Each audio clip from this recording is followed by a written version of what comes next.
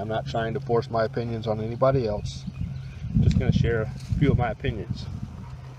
I believe you should be allowed to do whatever it is that you want to do until it starts to interfere with the rights of others. And for that reason, if a person is not going to be responsible with their dogs, then they really don't even need one. When it comes to being responsible and protecting the public, that doesn't mean you have to have a lot of fancy obedience. There's certainly nothing wrong with having a lot of obedience, but if you live out in the country like we do, a leash, a kennel, your house, a crate, any of these devices can be used as a means of restraining the dog and keeping it away from the public. You know, the dog doesn't have to be able to go through PetSmart. If you want a dog to go through PetSmart, then you need to put obedience on it and put a lot of control. And you may need a more social dog. If you don't need a more social dog for those types of environments, then you can have a more sensory type of mindset where the dog is not going to be friendly to anybody outside the family. And that's more along the lines of Justice and Preacher. They have a lot of civil aggression and what they call civil aggression, where dogs will not let anybody around that's a stranger. A lot of people think that a sport dog is a personal protection dog.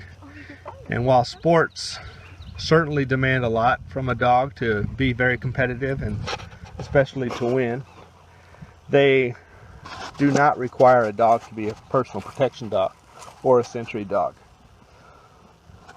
Some dogs that are effective in sports might be effective in personal protection, but more times than not, that's not the case. Most sport dogs are trained to do obedience without conflict, so to speak, as one trainer puts it, and they do bite work as a routine, and it's very much like a game of playing tug, a high intensity tug game. And there's nothing wrong with that, but it is a game when you take that type of approach.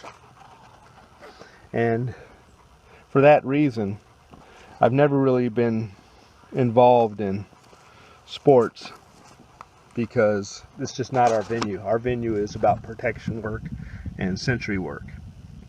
So when somebody asks me to compete in sports, it's kind of like me asking them to compete in protection.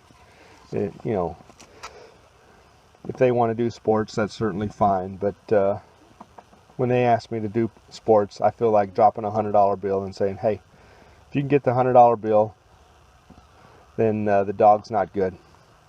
If you can get it when the dog's not engaged. You have to get the dog to not engage. You can't hide behind your protection equipment and say that, oh, I can get the $100, but I'm going to wear a sleeve and grab it while the dog's chewing up the sleeve or chewing up the suit and trying to rip me a new one, but can't do it because I'm wearing equipment.